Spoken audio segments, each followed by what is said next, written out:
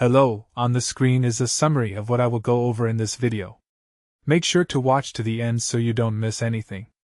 After updating to the latest iOS, your battery might be draining way faster than normal.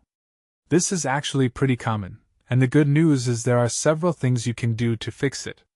Step 1. First, let's check your background app refresh settings. Go to Settings, then Battery, and look for Background App Refresh. You'll want to disable this for apps that don't need constant updates in the background. This is one of the biggest battery killers after an iOS update because apps might be running processes you don't even know about. Step 2. Next, turn off location services for apps that don't really need it. Open Settings, Privacy, and then Location Services. Go through your apps and set them to Never, or while using, instead of Always. Apps constantly pinging your GPS drain your battery incredibly fast.